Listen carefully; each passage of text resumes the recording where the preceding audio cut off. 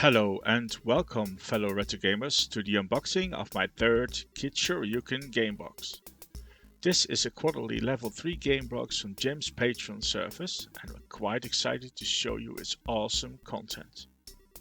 My name is Mark G, and let's have a look at some great classics from an equally classic console, the Famicom. Let's get started. The first game is Konami YY World from 1988. In this action-adventure type of game, you start out as either Konami Man or Konami Lady, and your main goal is to rescue other gaming characters from a whole array of other Konami games. Rescuing these gaming characters makes them playable, adding some variety to this game, which plays a bit like the original Castlevania games. Definitely hours of fun to be had. The second game is Ninja Ryukenden 2. Also known as Ninja Gaiden 2 in the West. I don't believe that this hack and slash action adventure classic needs any introduction.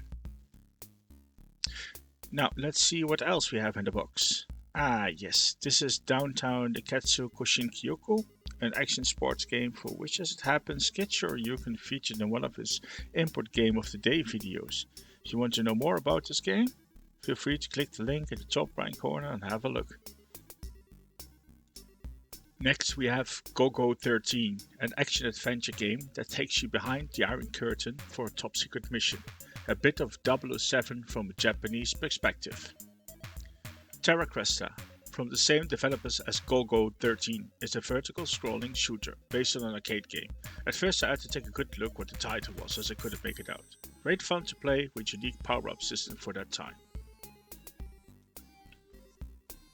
Now let's move on to another vertical scrolling shooter, also based on an arcade game, Image Fight. Plays very nice and fluent, and on top of that grants you the ability to actually change the speed of the game back and forward. For the next game I'm not going even to try and pronounce it, however I believe Downtown Special and Kunyon Kun should ring a bell to the most of you. This action role playing beat 'em up was also featured in one of Kid Shoryuken's import game of the day videos. The link can be found in the top right corner if you want to know more about it.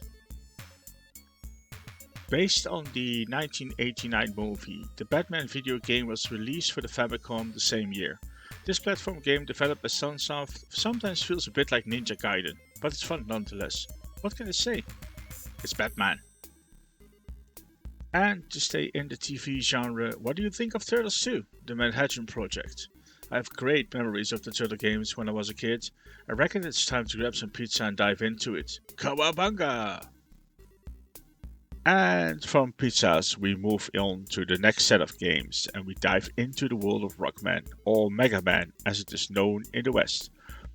These games are absolute classics and for my humble opinion must plays when you start looking into retro gaming.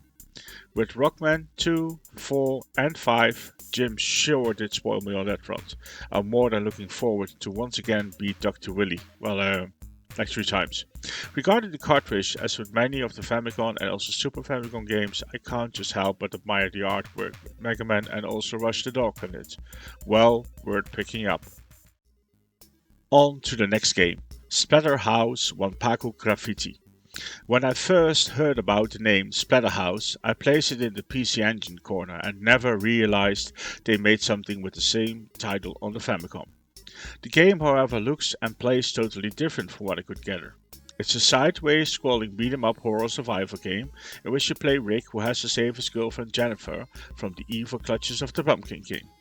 I looked through Jim's videos and found an older video in which he covered this game more in depth. Link in the top right corner. And now to the last game, Dragon Quest 1. This is the only game I specifically requested being boxed from all Famicom games. As you can see, the box is still in very decent condition and its content is still complete. I always like it when I open up a box and notice that the cartridge is wrapped in plastic. It always gives me a good feeling that it's been taken care of in a proper way. On top of that, it is always fun to unwrap something. There's hardly any discoloration on the cartridge and the black literally still looks like black. And the sticker work almost feels as new. I can't just help but admire the condition this cartridge is in when you consider it's roughly 35 years old. This will be a nice addition to my boxed Dragon Quest collection that I recently started building. The bookwork still looks in pretty decent shape and complete. The only difference is that it is a tad smaller than what I'm used to with games from other consoles. It still includes for what I believe are the warranty and support leaflet.